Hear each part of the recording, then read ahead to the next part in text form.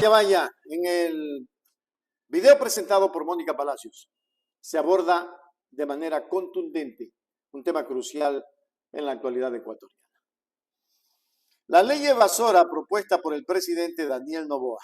Miren ustedes, esta legislación ha generado un intenso debate en el país y Palacios nos proporciona su perspectiva crítica, sus posibles consecuencias que traerá esta ley.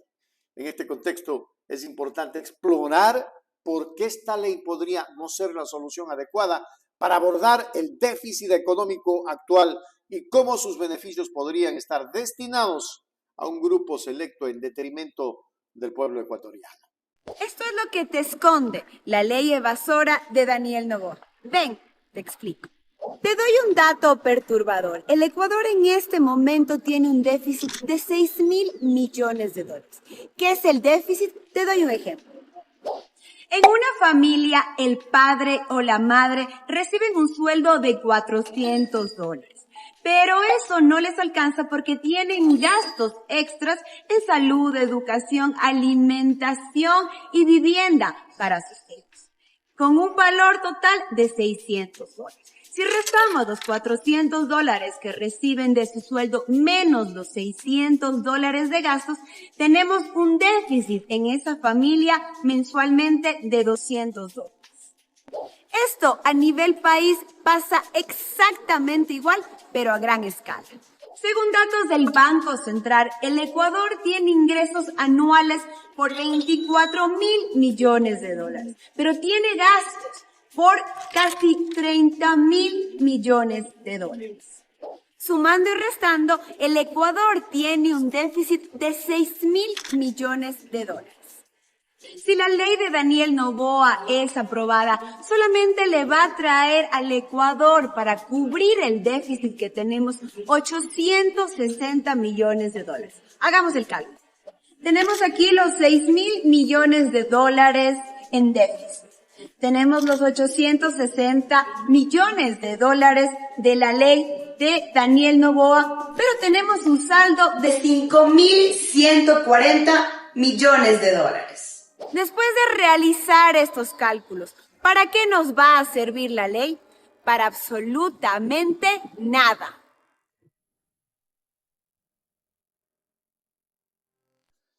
La crítica de Mónica Palacios se centra en dos aspectos fundamentales de la ley evasora propuesta por el presidente Noboa.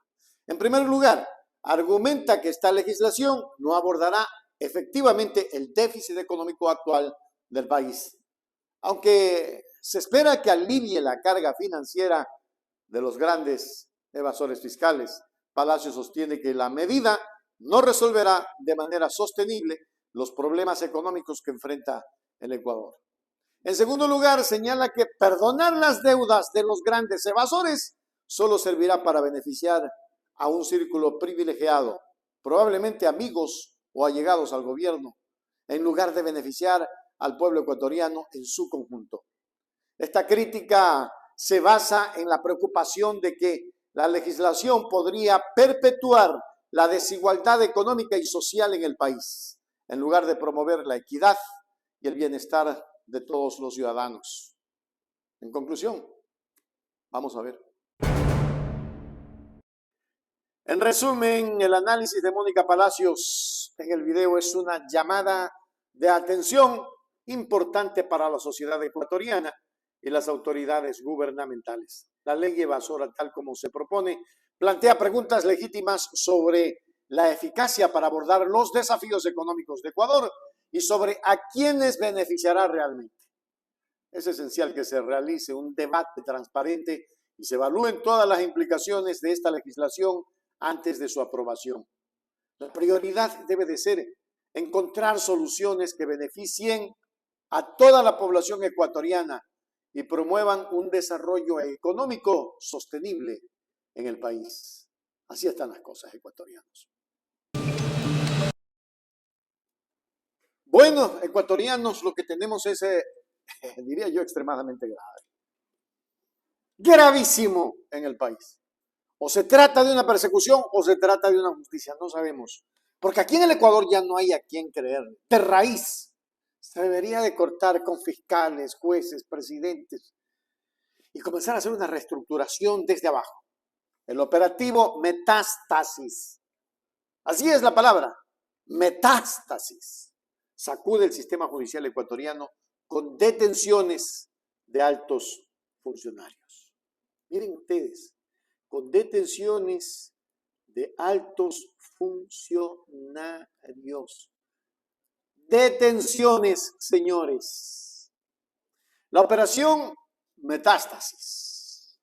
Un esfuerzo, según los medios tradicionales, coordinado de la Fiscalía de Ecuador y agencias de seguridad, ha desencadenado una serie de allanamientos y detenciones a nivel nacional, incluyendo a Wilman Terán, presidente del Consejo de la Judicatura. Wilman Terán, presidente del Consejo de la Judicatura. Este operativo, Ecuador, vinculado a delitos de delincuencia organizada, corrupción, narcotráfico, representa un momento crítico en la lucha contra la corrupción en el Ecuador, de ser así. O también podría ser que represente esto que siempre hemos sostenido, la persecución política. Acuérdense que iban a haber selección de jueces y como Terán no quiso, bueno, ahí se la montó. Es posible, o sea, son teorías.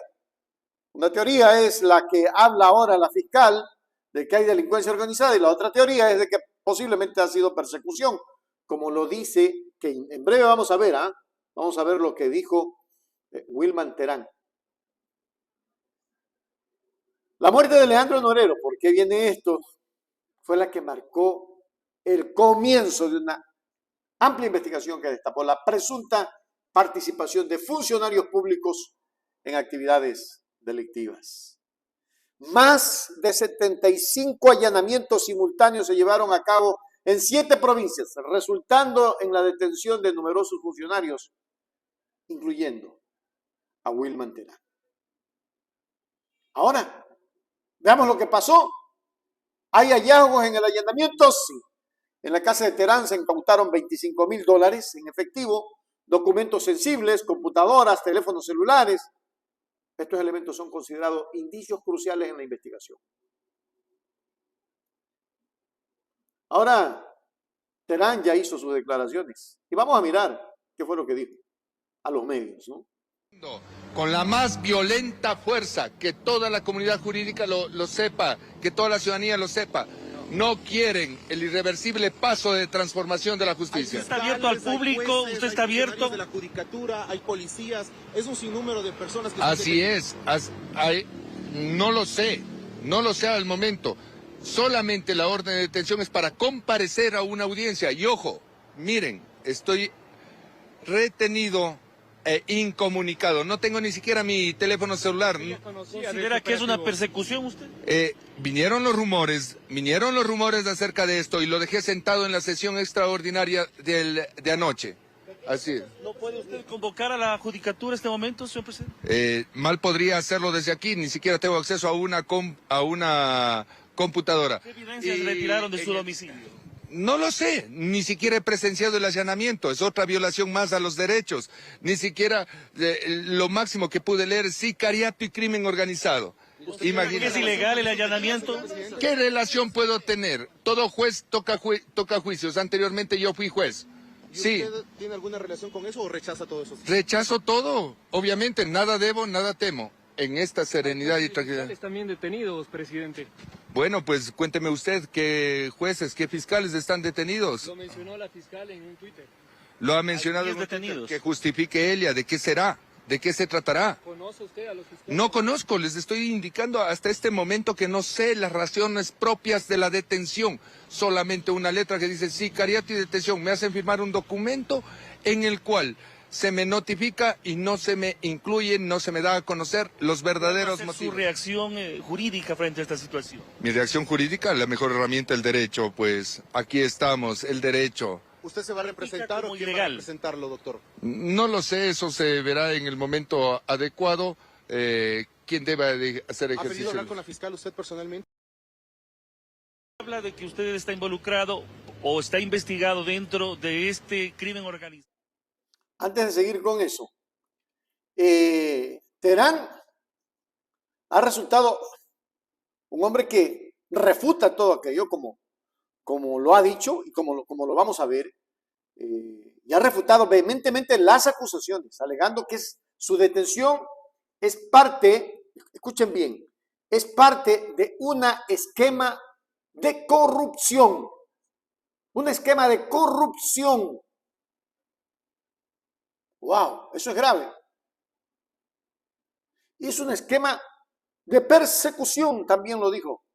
Orquestado, adivinen por quién, por la Fiscalía. Vamos a ver. Sicariato y crimen organizado. No sé a qué llama sicariato y crimen organizado. Relación con la muerte de Leandro Norero, que de ahí se desprende esta investigación. Puede ser. Sicariato y crimen organizado en relación con la muerte de un ciudadano. ¿Qué tengo que ver en eso? ¿Qué nexo? Ninguno. Narcotráfico, de hecho. Y narcotráfico hablan todavía más, ¿no? Gracias. Este momento ingresa el presidente de la Judicatura. Tuve un caso en el cual negué un habeas corpus. En este caso de Norero.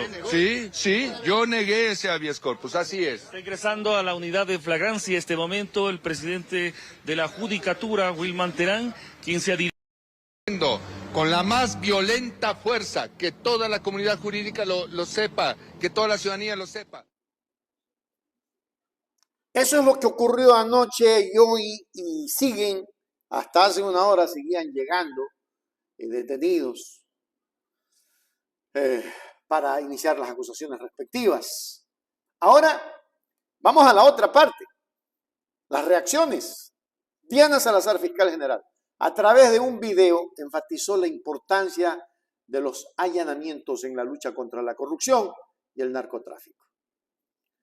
Vamos a ver el video de Diana Salazar, que es importante que podamos mirar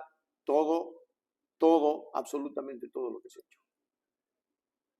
Ecuatorianas y ecuatorianos, hoy, en coordinación con el eje investigativo de la Policía Nacional, hemos concluido con éxito un operativo a escala nacional. Podemos decir que el más grande en la historia contra la corrupción y el narcotráfico.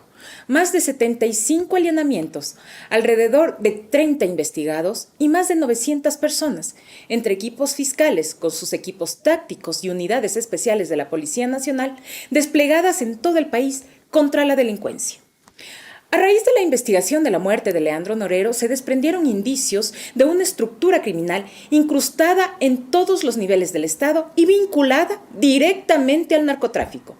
El caso denominado Metástasis investiga el presunto delito de delincuencia organizada, en el que se evidencia la profunda descomposición estructural que campea en el país.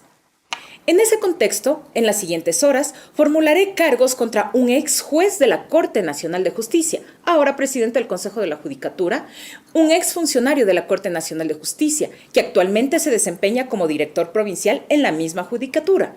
Además, a funcionarios de Cortes Provinciales de Justicia, del Consejo de la Judicatura de Guayas, Cotopaxi, Santo Domingo de los Áchilas y Manabí, de la Fiscalía de Guayas y Santo Domingo de los Áchilas, de la Policía Nacional, incluido un ex general, de personal del SNAI, de abogados en libre ejercicio y de líderes de la estructura criminal, quienes contaban con dinero obtenido de actividades ilegales y ubicaban a funcionarios corruptos que llevaban sus procesos para obtener ventajas indebidas en un sistema consumido por el cáncer de la corrupción. Conciudadanos, el caso Metástasis es una clara radiografía de cómo el narcotráfico se ha tomado las instituciones del Estado para, a través del dinero mal habido, operar desde instancias judiciales y políticas y lograr impunidad en algunos casos. Llegar a develar esta enorme estructura significa un trabajo inmenso y un riesgo aún mayor, no solo para quienes participamos hoy en los allanamientos, sino para quienes continuamos cumpliendo con nuestras funciones sin dejarnos absorber por las estructuras delincuenciales y su dinero, porque no han podido cooptar a todos los funcionarios. Existe esperanza y de nosotros depende continuar con esta depuración. Por estas y otras razones, les resultamos incómodos a los delincuentes y prófugos. Hoy, el término narcopolítica en el Ecuador ha sido evidenciado ya no es lejano, porque podemos ver cómo las estructuras delincuenciales han permeado las instituciones para alcanzar sus objetivos y con seguridad la respuesta a este operativo será una escalada de violencia. Anticipándonos a ello, hemos conversado con el Ejecutivo como eje preventivo para que el país esté preparado y no se permita ningún tipo de extorsión por parte de estos grupos criminales. Desde la Fiscalía General del Estado estamos haciendo nuestro trabajo. Cumplimos sobre la base de nuestras competencias, pero debido a la naturaleza de esta estructura, les invito a todos para que permanezcamos vigilantes, porque en casos como este combatimos fuerzas políticas y judiciales que tratan de dejar estos y otros hechos en la impunidad. Esta investigación contiene todos los elementos para ser sustentada en las Cortes, pero de todos depende alcanzar justicia en esta causa que no tiene precedentes en la historia de este país. La Fiscalía General del Estado continúa cumpliendo con su trabajo y con su compromiso con la ciudadanía. No permitiremos la impunidad. Ecuatorianas y ecuatorianos, hoy, en coordinación con el eje investigativo. Dijo, no permitiremos la impunidad. ¿Y para cuándo el caso de Carrera? ¿Para cuándo los allanamientos en el caso de Fernando Villavicencio? ¿Para cuándo los allanamientos en el caso del alcalde de Manta? ¿Para cuándo los allanamientos en el caso INA Papers? ¿Hasta cuándo o para cuándo los allanamientos en el caso de Pandora Papers? No permitiremos más impunidad. Decimos los ecuatorianos a usted, señora Diana. Ya no más impunidad. ¿Hasta cuándo esta situación? Y vimos un video de Wilman Terán, ya entiendo, en la unidad de flagrancia, expresarse de esta manera. Vamos a ver. Vamos a ver, esto es importante. Quieren desprestigiar la labor del Consejo de la Judicatura. No es que están yéndose contra Wilman Terán, están yéndose contra todo el sistema judicial. Y debo de decirle frontalmente, el implicar en casos penales, utilizar la norma penal como una herramienta de odio y de represión es delito. Ha delinquido la Fiscal General del Estado, ha producido una orden ilegítima, arbitraria e ilegal. Me han detenido a las 12 de la noche y recién se me notifica a las 4 de la madrugada. Y todavía dicha detención no dice ni con fines investigativos, sino para que concurra una audiencia. Son las 8 de la mañana y no hay hora ni señalamiento alguno. Se dice de que hay conexión de otras personas que ni siquiera las conozco. Eso es delito, que lo sepa toda la ciudadanía. Está regentando la Fiscalía la delincuencia con licencia libre para perjudicar a los hombres honestos. Nada debo, nada temo. Quieren desprestigiar la labor del Consejo de la Judicatura. Nada debo, nada temo. Y aquí está el documento que quería presentarles a ustedes, porque el Consejo de la Judicatura ha hecho un pronunciamiento que se lo vamos a dar a conocer en lectura. Y dice: el Consejo de la Judicatura rechaza enérgicamente la detención arbitraria del presidente de la institución, Wilman Terán Carrillo. El Consejo de la Judicatura expresa su profundo rechazo y preocupación ante la detención arbitraria y sin sustento del doctor Wilman Terán Carrillo, presidente de la institución, así como el allanamiento realizado por la Fiscalía General del Estado al edificio matriz de la institución. Estas medidas carecen de fundamento y atentan contra los principios del sistema judicial y de la democracia. La detención del doctor Terán es parte de la campaña de desprestigio y ataque que se ejecuta desde hace varios meses contra la función judicial, misma que ha sido denunciada públicamente por el presidente del Consejo de la Judicatura. Con estas acciones se pretende frenar la lucha frontal contra la corrupción que el presidente del Consejo de la Judicatura ha liderado desde que asumió su cargo en febrero de este año. El doctor Terán fue detenido la madrugada de este jueves 14 de diciembre en su domicilio ubicado en el Valle de los Chillos, en Quito, acusado, dice el comunicado del Consejo de la Judicatura, acusado sin sustento de estar involucrado en los delitos de sicariato y delincuencia organizada. Al momento se encuentra en la unidad de flagrancia, ubicada en la avenida Patria y 9 de octubre en Quito. El Consejo de la Judicatura reafirma su respaldo total al doctor Terán y reitera su confianza en las acciones que ha emprendido para fortalecer la independencia y la imparcialidad del sistema judicial. La institución ratifica su compromiso con la defensa de la justicia y la transparencia del Estado de Derecho. Ahí lo tienen. Ahí lo tienen. Y como decía algún amigo, pues al perro lo capan, al chancho lo capan una sola vez. Qué grave esto, de verdad. Créanme que está gravísimo, lo que está ocurriendo es muy grave. Si es persecución o si realmente es un delito. Eso lo vamos a saber sin que existan montajes que deben de ser muy escudriñados por quienes mantienen la ética todavía. A ver, en el Ecuador yo no creo en la justicia, no creo en la fiscal, no creo en jueces, no creo en nada. Tampoco creo en presidentes, tampoco creo en asambleístas. Yo creo que al Ecuador hay que reestructurarlo definitivamente. Por ahí Rafael Correa había entregado, creo que lo tengo aquí, déjenme ver, sí, el listado en la cuenta de Twitter, ¿no? El listado de quienes están prácticamente involucrados en esto. Pero eso se lo vamos a dejar, vamos a ver si que logramos, ¿no? Se lo dejamos para el noticiario de la noche para que ustedes estén pendientes y lo puedan mirar esta noche. Pero hay otra reacción que yo quiero que ustedes la miren, ecuatorianos, y que la miren bien, porque esta reacción es increíble. Me sigo riendo porque me da chiste mirar lo que está pasando. Créanme. Pepe Serrano, en su cuenta de Twitter, dice: sobre las detenciones y allanamientos efectuados esta madrugada, cae el primer verdadero narcogeneral Pablo Ramírez. Sus vínculos con Norero, el narcotraficante asesinado el año pasado, son contundentes. Lo dice, ustedes ven ahí la cuenta, ¿no? De la cuenta de Pepe Serrano. Ojalá la podamos ampliar un poco para que la gente la pueda apreciar, que es la cuenta de Pepe Serrano. Ahí la vamos a ampliar. Muy bien, excelente, ahí la tenemos.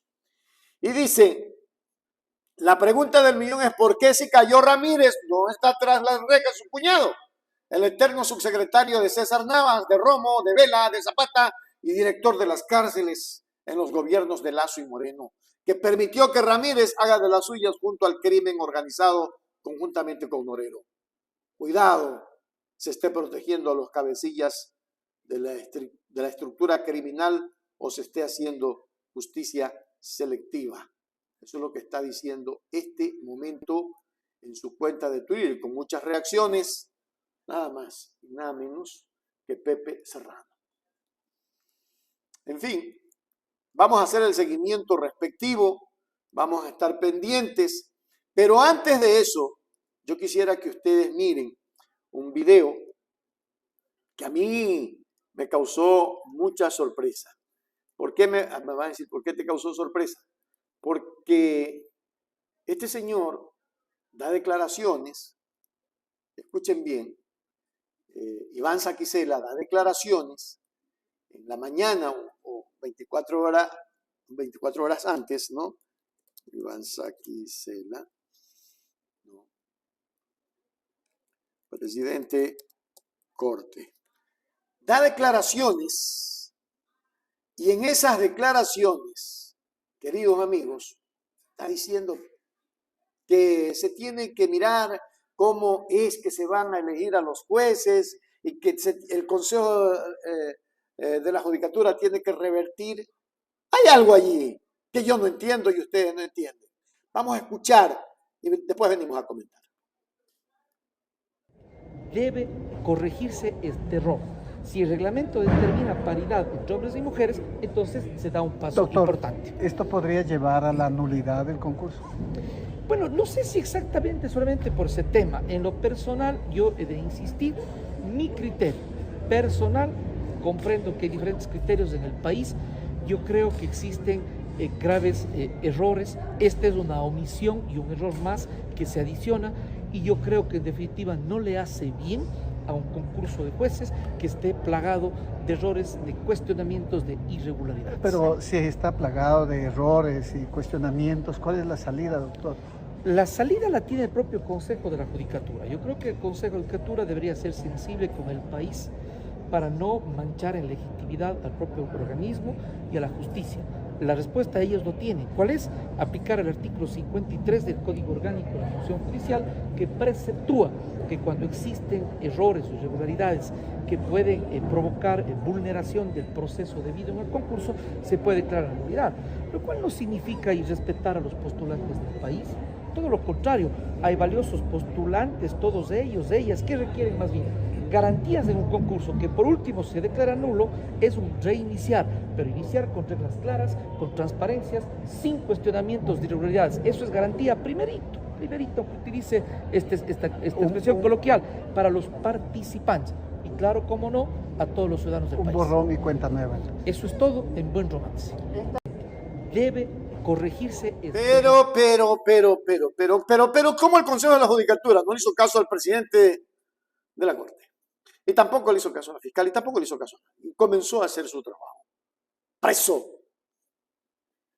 No sé, saquen sus conclusiones. Yo se las dejo ahí puestas.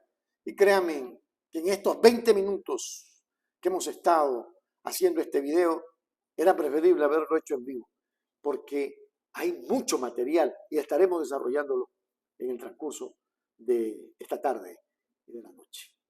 Pero esta cosa huele a heces y huele a neurona fecal. Sí, señor, hágame el favor.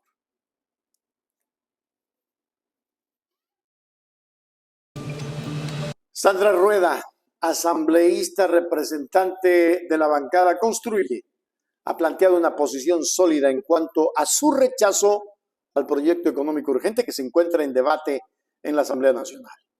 En un contexto económico crucial para el país, es importante entender las razones de esta oposición.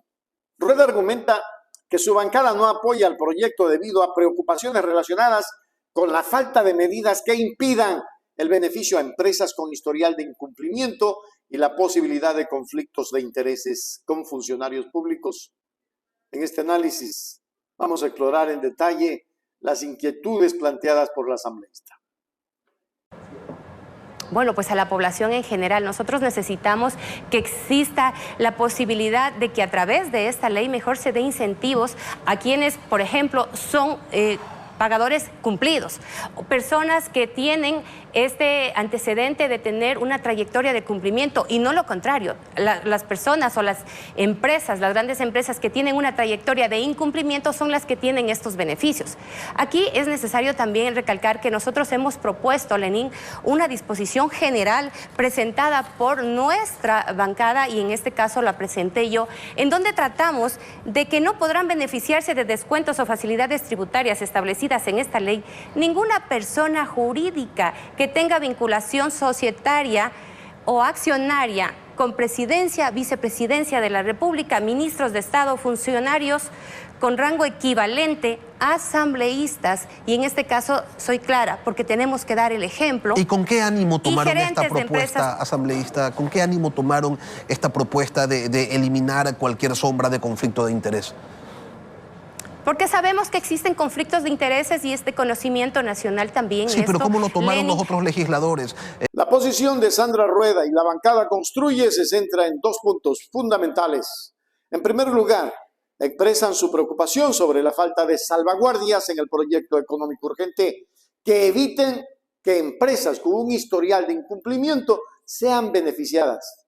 Argumentan que es necesario garantizar que los recursos públicos se utilicen de manera responsable y se destinen a empresas que han demostrado un compromiso sólido con sus obligaciones fiscales y contractuales.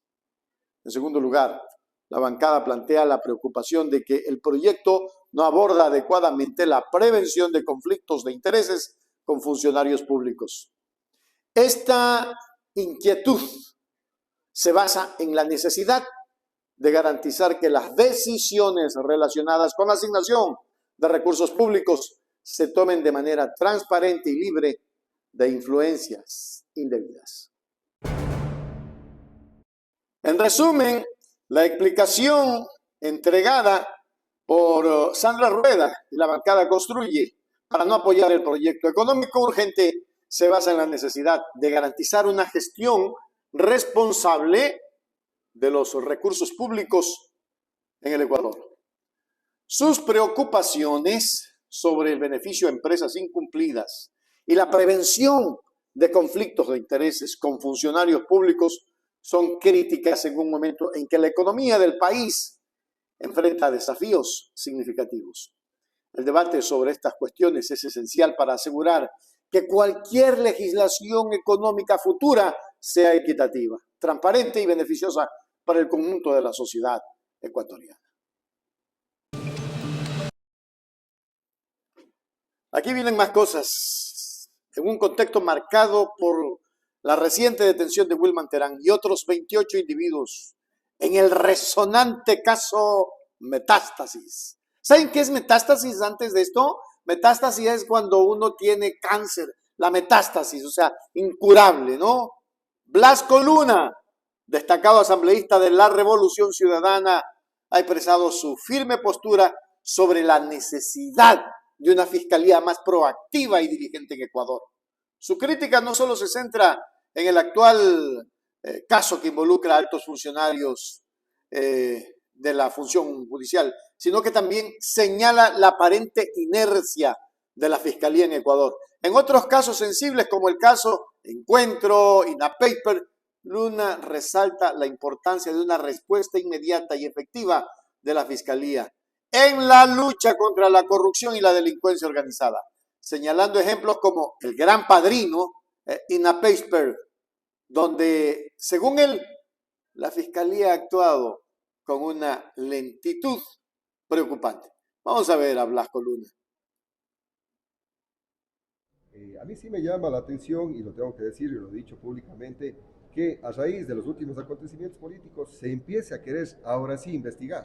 Hay casos como el Gran Padrino y INAPAPER que nunca se ha investigado y que están ahí represados de por medio. Entonces la Fiscalía no solamente tiene que activarse de último momento, muy probablemente porque hay procesos que se vienen políticos contra ella, debería activarse en todo momento. De ahí, si es que existe culpabilidad de quienes el día de hoy han sido allanados, de quienes entran en procesos de investigación, pues ellos tendrán que defenderse y si tienen culpabilidad deberán responder ante la autoridad competente. ¿Que la fiscal llega tarde, dice usted? ¿La Fiscalía? La Fiscalía está actuando de último momento y eso no está bien. Vea, el señor expresidente Lazo tenían pruebas de por medio de un policía que dio cuenta de que ordenaron archivar un expediente de análisis en el que le involucraba a la familia. Inclusive el día de hoy el señor Guillermo Lazo ya ha salido de acá sobre pretexto de que tenía temas pendientes fuera. ¿Y por qué no se investiga eso? ¿Por qué no se han allanado ahí? ¿Por qué se permitió que a testigos claves les terminen asesinando?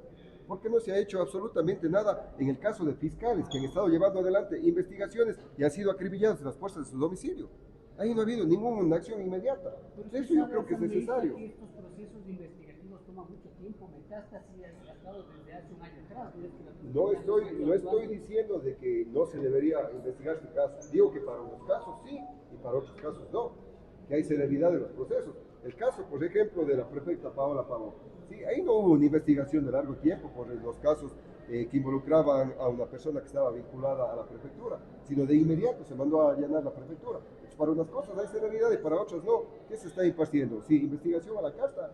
La ciudadanía necesita que haya transparencia en todo momento. Que se investigue todo lo que se tenga que investigar. Está ya sustentado el proceso. Se ha cumplido el primer paso que el CAL dé paso para que la comisión lo trate. La comisión de igual manera deberá darle el tratamiento que por la ley orgánica de la función legislativa así lo señala y lo indica y deberá, en función de cómo están los procedimientos, llevarse adelante el juicio político. Y una vez más, a la señora fiscal, con el mayor de los respetos, quien nada debe, nada teme. Es un juicio político.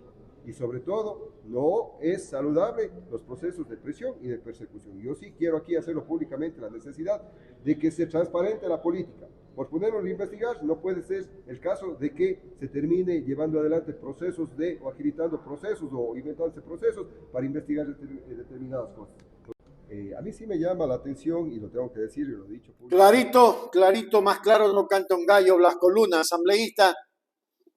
Igual el juicio de la fiscal va porque va, y lo que está diciendo es real, es decir, como se le viene un juicio, se está comenzando a utilizar esta situación.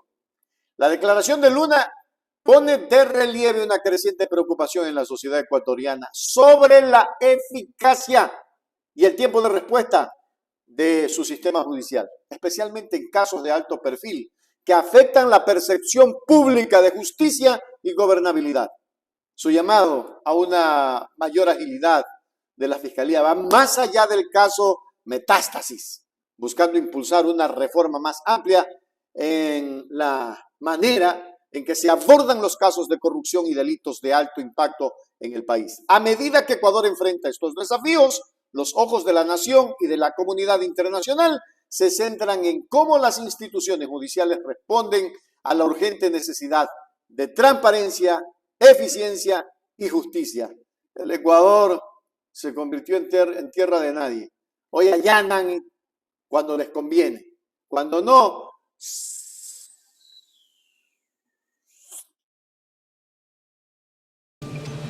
ecuatorianos, Virgilio Hernández, un destacado representante político de la Revolución Ciudadana, comparte sus reflexiones sobre el Plan Fénix y las expectativas que rodean al presidente Daniel Noboa en relación con la seguridad en Ecuador.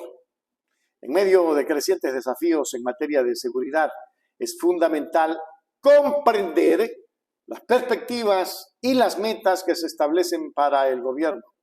Hernández enfatiza la importancia de recuperar la confianza en las instituciones estatales y abordar de manera efectiva la presencia de grupos delincuenciales en nuestro país. El presidente electo que anunció su plan Fénix, ya los ecuatorianos queremos ver en qué consiste este plan Fénix, qué va a significar este plan Fénix. Ya no podemos seguir esperando, el Ecuador no tiene tiempo que perder y eso sabe el presidente electo, que él tiene poco tiempo, que ya en este momento le quedan creo que 17 meses de gestión al presidente electo, por lo tanto no tiene un día que perder. No se le puede pedir al presidente que resuelva los problemas de la noche a la mañana, pero sí, ¿cuáles son las acciones concretas de ese plan Fénix? ¿Cuáles son las acciones concretas en materia de prevención? ¿Cuáles son las acciones concretas en materia de articulación entre policía, Fuerzas Armadas y otras instancias que tienen que ver ya con la investigación y sanción? ¿Cuáles son las acciones concretas en materia de inteligencia, en materia de investigación? ¿Cuáles son las acciones concretas en materia de depuración también de la fuerza policial y en general de la fuerza pública? ¿Cuáles son las acciones concretas que se va a emprender en el país? Eso es lo que se está esperando. Las palabras de Hernández resaltan la complejidad de los problemas de seguridad en Ecuador y la necesidad de un enfoque a largo plazo para resolverlos.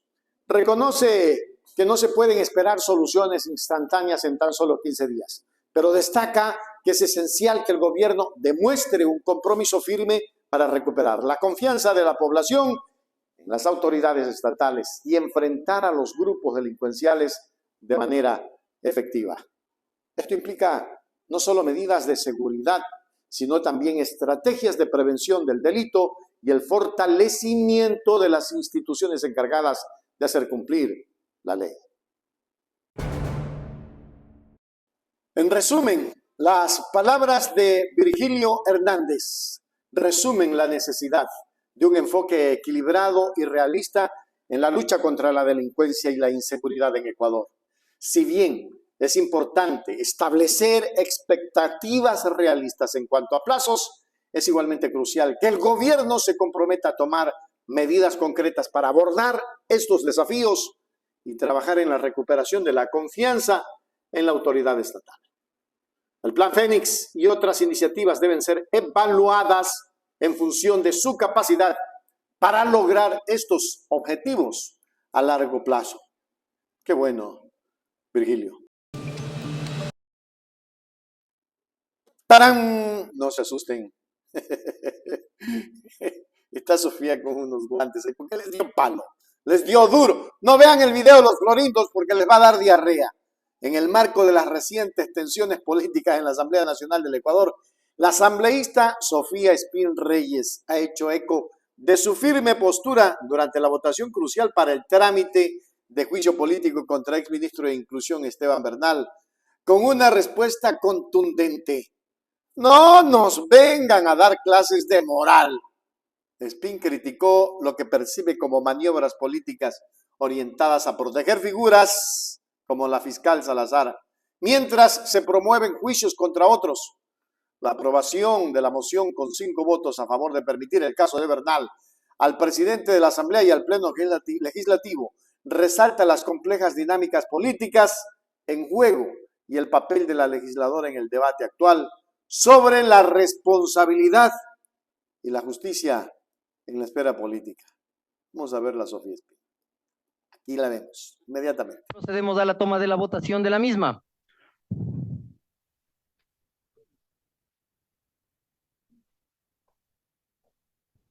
A la moción presentada por el asambleísta César Umajinga, asambleísta Pamela Aguirre. En contra. Asambleísta Luis Alvarado Campi. A favor. El asambleísta Lenin Barreto. En contra. La asambleísta Sofía Espín. Quiero razonar mi voto, señora presidenta. Razone su voto, señora asambleísta. Aquí nosotros hemos tenido una posición de coherencia. Que nos digan en qué parte de la legislación ecuatoriana se puede cambiar proponentes. No se puede cambiar proponentes. Se puede elegir interpelantes, nuevos interpelantes. Aquí nadie nos va a dar clases de moral diciéndonos que somos que queremos impunidad. Yo recuerdo cuando quisimos censurar al señor Guillermo Lasso y ahí dijeron que no había llegado la documentación, que eso fue en el periodo pasado. Pero ahora extrañamente quieren llevar a juicio político hasta los que ya pasaron por juicio político, como el caso del señor Patricio Carrillo, inclusive compañeros de algunos legisladores en esta mesa. A nosotros no nos dan clases de moral, solamente somos coherentes con la ley. Si la ley no dice que se puede cambiar proponente, ¿cómo podemos continuar estos procesos de juicio político? Si quieren llevar a juicio político al señor Herrera, al señor Bernal, ¿cómo no nos gustaría que por favor uno de sus compañeros lo haga para reactivar los juicios políticos? Pero aquí lo que se está haciendo son cálculos políticos para no llegar a una persona en la cual sí quieren que quede en la impunidad. Por eso, a pesar de que sí quiero verlo, al señor Bernal en un juicio político, al señor Herrera, los quiero ver en juicio político por lo que le han hecho al país, mi posición tiene que ser apegada a la ley y la ley no permite que se cambien proponentes. Hay una confusión ahí. Una cosa es proponentes y otra interpelantes. En ese sentido, señora presidenta, mi voto va a ser en contra. Pero no admito que me vengan aquí a dar lecciones de moral hablándome de impunidad. Impunidad fue no censurar a Guillermo Lasso cuando tuvo el Pleno de la Asamblea Nacional la posibilidad de hacerlo. Gracias, señora presidenta. La consignación de su voto, asambleísta. En contra, en contra. Ay, increíble, bien puesto, ¿no? Este desarrollo relacionado de Sofía en la Comisión de Fiscalización que suspendió temporalmente el juicio político a los integrantes del CNE, citando los procesos electorales en curso como motivo principal. Pero bueno, la propuesta de Espín, aprobada con 8 votos a favor, refleja una estrategia política y busca equilibrar las acciones judiciales en un periodo especial electoral delicado. Todo esto, ¿a qué nos está llevando, ecuatorianos? Y razonémoslo, hagamos un razonamiento de esto. Buscan que la fiscal no entre al juicio, por lo menos durante este periodo, la están salvando. Pero yo no creo que se salve porque la cuestión va más allá de eso. Así haga allanamientos contra quien sea y trate de salir como la que salva al país, la cosa se va a poner más grave, Ecuador. Ya basta de tanta impunidad y de tanta persecución política, ecuatorianos, porque lo que ha habido es una absurda persecución en contra de líderes de la izquierda, líderes del progresismo de izquierda. Terrible, terrible lo que pasa. De los FED, por efecto justamente de esta conjura de los medios de comunicación masivos y que son dominantes y que son hegemónicos, pero que hacen de la noticia un descargo mercantil, más no un trabajo periodístico honesto y serio. La gran prensa ecuatoriana, sea radial o sea escrita o televisiva, siempre ha estado a la expectativa y al gusto de los poderes públicos, de las grandes oligarquías, de los grandes intereses nacionales, y es corresponsable de las tragedias, de las injusticias, y una de ellas es justamente el proceso penal por asociación ilícita que se le siguió a Jorge Glass, y de la cual yo tuve el honor de ser el defensor técnico en ese proceso. Y ahora justamente, ya el año pasado, salió pues la realidad que todas las pruebas montadas de Odebrecht eran pues esas montadas, y en Brasil ya se cayeron abajo, prácticamente no le dan valor, pero aquí en el Ecuador todavía estamos en esta situación, pero hoy ya se conoció las declaraciones, a mí me parecen honestas y sinceras, del ex asambleísta ingeniero Dalo Bucaram. Dalo Bucaram ha sido muy claro en sostener que le entregaron un pendrive para ser justamente utilizado en que le entregó Moreno. Él lo dice especialmente, que le entregó Moreno para que pueda ser incriminado Jorge Glass. El famoso pendrive que nosotros en su momento, en el proceso penal de Odebrecht, dijimos que era un pendrive que no tenía ningún valor jurídico. Sin embargo, el Tribunal Penal que juzgó a Jorge Glass le dio plena validez. Acordémonos que no era en ese momento, en el tema, en la época del pendrive, Diana Salazar, la jueza del caso, sino el doctor Carlos Vaca Mancheno. Claro, yo recuerdo que era Carlos Vaca quien justamente impugnó el informe que hoy se conoce, era del perito, un perito que había sido nombrado por el propio Consejo de la Judicatura, un perito muy serio, muy responsable y muy técnico, que era el ingeniero, hoy magíster, Fabián Hurtado, un ingeniero experto en seguridad informática.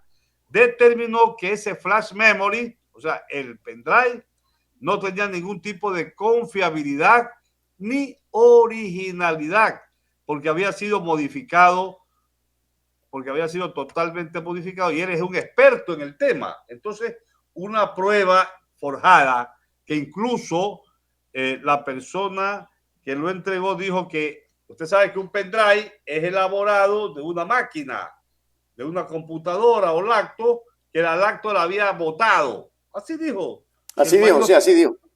La lacto la había botado. O sea, no había un soporte técnico para poder establecer, digamos, el origen de ese pendrive, de esa flash memory. Y por eso el perito Fabián Hurtado le quitó toda credibilidad, que no había ninguna confiabilidad.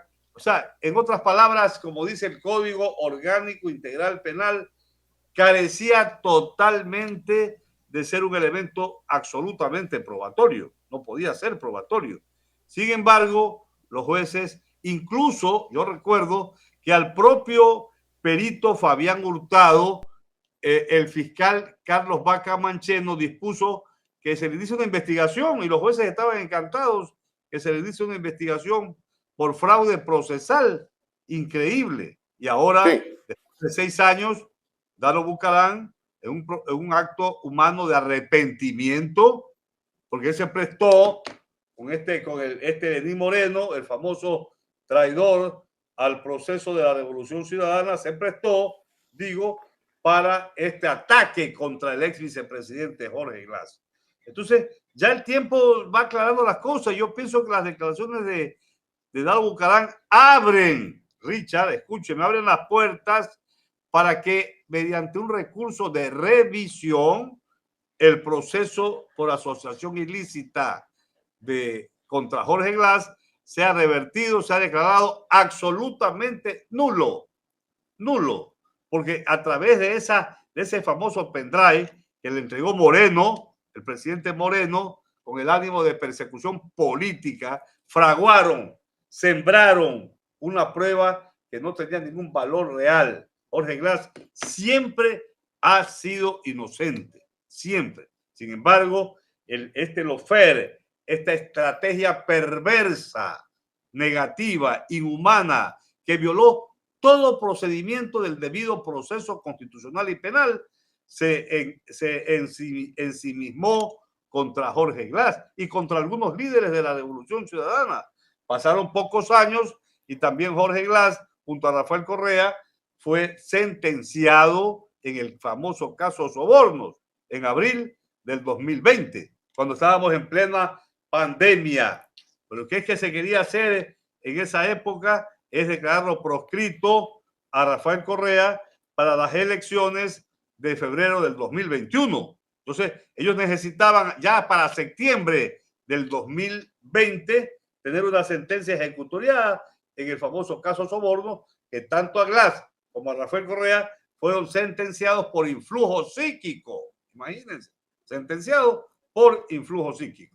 Entonces, ya esto se está desmoronando. Las injusticias, Richard Macías, no son eternas. No son eternas. Y la declaración que ha hecho públicamente, que el Ecuador se encuentra conmovido, es que justamente esto va a abrir las puertas para un recurso de revisión en el caso de Odebrecht, no en el caso Soborno, seamos claros, en el caso de asociación ilícita, donde siempre dijimos que Jorge Glass fue sentenciado con una ley derogada y sin pruebas. ¿Y por qué era una ley derogada? Porque a él no se le... Hay un principio universal dentro del derecho penal que es el principio de favorabilidad. Y sí, en el Código Orgánico Integral Penal se ponía 5 años de pena máxima por el delito de asociación ilícita, pues ese delito, esa pena debió habérsele puesto. Pero no le pusieron la pena de 6 años del Código Penal anterior. ¿Y por qué lo hicieron? Porque si le ponían 5 años, claro, nosotros hubiéramos apelado de todas maneras, pero hubiéramos solicitado la suspensión condicional de la pena. Y Jorge Glass, que fue sentenciado en diciembre de 2017, hubiera salido en libertad y no hubiera perdido la vicepresidencia, cuestión que ocurrió en enero del 2018. Entonces, toda esta lawfare, estos ataques antijurídicos, arbitrarios, han sido, vividos de una manera inhumana y heroica, yo diría, por Jorge Glass, que es una persona inocente. Pero el Estado tendrá que indemnizar económicamente a Jorge Glass, porque ya nos acercamos a un recurso de revisión donde Jorge Glass sea declarado inocente en ese caso. Y llegará el momento también en el caso Soborno que sea declarado absolutamente inocente. Claro, y sobre todo frente a la situación que hoy está viviendo, porque todavía lo siguen persiguiendo, pues, doctor. Hay el tema pendiente de Manabí. Ahora, ¿cómo lo analiza usted? O sea, ¿hasta dónde no se cansa la fiscal de perseguir a los líderes de la revolución? ¿Por qué siguen haciendo eso? Usted que está un poco más de cerca inclusive de Rafael. Vea, ¿por qué ocurre esto? Porque doña Diana Salazar, quien funge de fiscal general del Estado, ella fue puesto ahí por Moreno. Acordémonos que el famoso señor Roldán, que era secretario general de la administración, creo, dijo en el portal La Posta que en medio del concurso de méritos que justamente el Consejo Transitorio del doctor Trujillo había hecho, dijo Roldán, el famoso torero que le llamaban el torerito, que el presidente Moreno había puesto allí, que estaba en la UAFE, la doctora Diana Salazar, con el ánimo justamente de perseguir a los delincuentes de correístas, según expresiones totalmente altisonantes e injustas, arbitrarias del señor Roldán. Entonces, doña Diana Salazar, el objetivo de ella es justamente seguir en este proceso de ataque, de desfigurar la verdad histórica de los hechos como han ocurrido. Y ahora en el caso del problema de Manabí, pidió al juez de la Corte Nacional que lo llame a juicio a Jorge Glass, pero el juez dispuso que como los hechos supuestamente habían ocurrido cuando Jorge Glass era vicepresidente, pues mandó el oficio a la Asamblea Nacional para que la Asamblea, de acuerdo con lo que dice la Constitución, porque Jorge Glass tenía inmunidad justamente por ser vicepresidente en aquella época, la Asamblea resuelva, decida, y mientras eso no ocurre, doña Diana Salazar se queda con las ganas. Se queda con las ganas. Ahora debe estar aterrada. Hoy por hoy, doña Diana Salazar, fiscal general del Estado, debe estar aterrada ante las declaraciones muy varonil, muy justas, muy de arrepentimiento, muy justamente hechas con una frontalidad digna de encomio de Dalo Bucarán. De Dalo Bucarán, que en esa época, 2017, se prestó a esta jugarreta inhumana que fue justamente la persecución política contra Glass en el proceso de asociación ilícita. Pero, caramba, la conciencia ha sido clara y ha sido muy objetivo, muy explícito, Dalo Bucarán. El caso Metástasis sigue, y sigue gravemente, ecuatorianos. Esta situación está y va más allá de lo que nosotros podríamos decir. ¿Qué es lo que realmente está pasando con este tema? Y créanme que yo miro y me pregunto, ¿será o será simplemente que lo querían fuera al presidente del Consejo de la Judicatura porque se tienen que elegir nuevos jueces? Desarrollos claves en el caso Metástasis, detenciones, representación legal, acusaciones e ilegalidades. Esto es terrible, ecuatorianos. En un giro reciente en el caso Metástasis, el abogado José Moreno Arévalo, quien representa a Cristian Romero y a Daniel Salcedo Bonilla, implicados en el caso, ha declarado que sus clientes no fueron notificados debidamente sobre la apertura de la investigación previa. Romero y Salcedo Bonilla, sobre quienes pesa una orden de detención, aún no han sido capturados, lo que añade complejidad al intrincado caso. En una revelación paralela, Iván Durazno dice lo mismo. Pero antes de ver a Iván Durazno, vamos a escuchar al abogado para que ustedes tengan completo José Moreno, ¿no? Lo que dice José Moreno. Miren que incluso, no siendo el abogado de Wilman Terán, dice que Wilman Terán siempre estuvo allí pues en su oficina y nunca lo notificaron. Él alega que hay, vale la redundancia, ilegalidades en el tema. Pero vamos a mirar, es importante. Hay una orden de detención dictada por un juez de la Corte Nacional de Justicia. La orden de detención existe, pero los señores no fueron detenidos. Sus dos representados, ¿qué tienen que ver en este caso Metástasis? Buena pregunta, porque se inicia una investigación previa donde todos los procesados, todos, son personas que todo el mundo los conoce, pero dentro del desarrollo de la IP nunca fueron notificados o citados para que por lo menos ejerzan la defensa. Por situar un ejemplo, sin ser su defensor, pero por situar un ejemplo, el doctor Wilman Terán todos los días ha estado sentado en su despacho y en su casa, pero nunca le notificaron o le citaron en forma previa con la investigación previa para que se defienda. Simplemente pasó un mes, 2 meses, le sacaron la orden de detención y lo metieron preso. Así es con el resto de ciudadanos. ¿Lo mismo pasó con sus clientes? Lo mismo pasó con nuestros clientes. Doctor, sí les allanaron las casas, sí les hicieron incautaciones, los exámenes periciales establecerán si esos indicios tienen o no conexión con los hechos materia de la investigación. ¿Por qué no hay detención si están con esa orden? Una trama de corrupción. ¿Con Norero, sus clientes, qué tienen que ver con...? Yo entiendo que en algún momento el señor doctor Cristian Romero fue defensor del señor Morero. Entonces, sin entrar en polémicas, quiere decir que de ahora en adelante hay que saber a quién se defiende. Porque entonces el abogado que defienda a una persona cuyo currículum no puede ser del agrado de la mayoría, entonces el abogado tendrá que decir no, porque si no me meten preso. Entiendo que esa es la conexión del señor Cristian Romero con el señor La Moreno. conexión fue que hay una orden de detención dictada por un juez de la Corte Nacional de Justicia. La orden de detención existe, pero los señores no fueron detenidos. Sus dos representados, ¿qué tienen que ver en este caso Metástasis?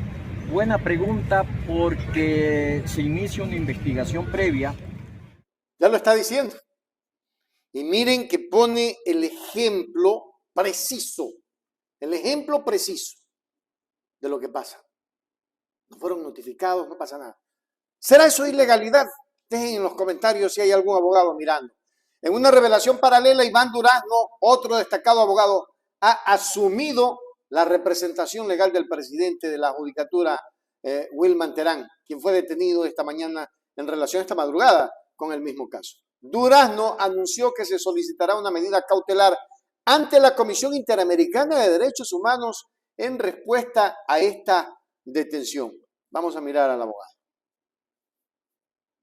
Picha Greenland, en cuestión de los derechos humanos de la Comisión Interamericana de Derechos Humanos. No somos los charlatanes típicos de derechos humanos, somos graduados magíster en derechos humanos a nivel internacional. Y en la tarde de hoy estamos presentando ya, con la autorización del doctor Wilman Terán, nos ha firmado la autorización de la medida cautelar ante la Comisión Interamericana de Derechos Humanos en Washington. ¿Por qué? Se preguntarán ustedes. Porque es un ciudadano de la República. La Constitución de la República y los instrumentos internacionales garantizan el derecho a la defensa, el derecho a un debido proceso. El doctor Wilman Terán no tiene elementos constitutivos ni nexo causal para el cometimiento de ningún delito. La formulación de cargos ni siquiera conoce cuáles son los elementos por los cuales se le aprehende y se le priva de la libertad. Entonces, en la Comisión Interamericana esperamos que se conceda esta medida cautelar, porque aparte, como se encuentra el país, corre riesgo su vida, corre riesgo su integridad física, su integridad psicológica, su familia, y por qué no decirlo de ciertos colegas abogados que inclusive no han querido presentar y dar la cara. La Fiscalía realizó estos allanamientos en la madrugada y también... Picha Greenland, en cuestión de los derechos humanos de la Comisión Interamericana de Derechos Humanos, no somos los charlatanes típicos. No somos los charlatanes, bien dicho. Él es un magíster, yo lo conozco al doctor. Es un magíster, tiene un PhD en Derechos Humanos. Y miren ustedes, esta cuestión cada vez peor, ¿no? Cada vez la situación más grave. Es una situación que ya hasta el momento no se informa ni se ha dicho nada. El caso Metástasis ha sacudido el panorama judicial y político en nuestro país. Son 38 personas arrestadas por presunta participación en un delito de crimen organizado. ¿Cuántas personas? Alguien me decía, 38 personas. 38 personas detenidas ecuatorianas, ¿no? Y son 38 personas, pero ¿quiénes más están allí? Pues no. O sea, eso es lo que yo me pregunto. ¿Quiénes más están involucrados en el tema? Y aquí vamos a ver, indudablemente, cuando la fiscal ya está llegando. Ahí estamos mirando cuando ella llega, y ella llega indudablemente hasta el lugar donde prácticamente está en este momento mirando qué es lo que va a hacer. Por otra parte, aquí estamos viendo cómo llegan los ciudadanos detenidos. Esto es desde Guayaquil. Desde Guayaquil llegan los detenidos. Ustedes pueden ver con tranquilidad. Aquí están todos los detenidos. Están bajando uno por uno de los vehículos. Oiga, he visto mujeres jóvenes, esposadas. ¿Qué pasa en el país? Mientras que los gavilanes, y en esto hay que ser realista, mientras que los gavilanes de corbata se han ido, pues, se han ido los que verdaderamente son delincuentes con corbata, a vista y paciencia de la fiscalía. ¿Por qué no allanaron cuando hemos visto públicamente y hemos visto en los diferentes medios de comunicación que el señor expresidente de la República del Ecuador tenía problemas con delincuencia organizada. Ahí no pasó nada. Ahí no pasó nada. Acá vamos a ver otra gráfica. Miren, aquí esto es preocupante. Ya les voy a decir por qué es preocupante. Es preocupante. A ver, bajémosle el audio un poquito. Así, perfecto. Y ahí vemos la gente que llega, creo que los que llegan de Guayaquil. Oiga, me da pena. Hay mucha gente joven. Mucha gente joven. Se involucraron, más pudo el poder del dinero. ¿Qué fue lo que pasó definitivamente allí? 38 personas arrestadas por presunta participación de un delito de crimen organizado. Entre los detenidos se encuentran el doctor Wilman Terán, presidente de la Judicatura, y Pablo Ramírez, el director del Servicio Nacional de Atención Integral a Personas Adultas Privadas de la Libertad y Adolescentes Infractores SNAI. La lista completa de los involucrados ha sido publicada, revelando la magnitud y la profundidad de las investigaciones en curso. Ahora, vean ustedes, jóvenes, una señora relativamente joven, un hombre joven, los detenidos, ¿no? ¿Qué pasó en el país? ¿Qué pasó en nuestro Ecuador? ¿Qué fue lo que ocurrió definitivamente en este maravilloso Ecuador? Es penoso mirar lo que pasa, ¿no? Es penoso mirar lo que pasa. Ecuatorianos, yo estoy sumamente preocupado porque obviamente en el Ecuador hemos llegado a tener dentro de la justicia una delincuente organizada. Pero se han ido los verdaderos delincuentes y no ha pasado nada.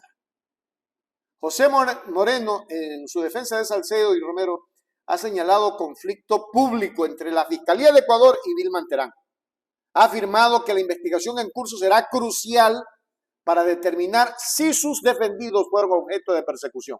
Este comentario añade una capa adicional de controversia en un caso que ya es complejo y multifacético. El caso Metástasis continúa desarrollándose y es muy probable que surjan más tarde detalles a medida que las investigaciones progresen. Y estaremos pendientes ahora informándoles y las estrategias legales de los involucrados se despliegan. La opinión pública sigue atenta a los giros de este caso que tienen implicaciones significativas para el sistema judicial y político del Ecuador. Repito, me dio mucha pena ver gente muy joven allí, involucradas. Qué pena por nuestro país, de verdad. Esperemos que todo esto se esclarezca por el bien del Ecuador, por el bien de la nación ecuatoriana.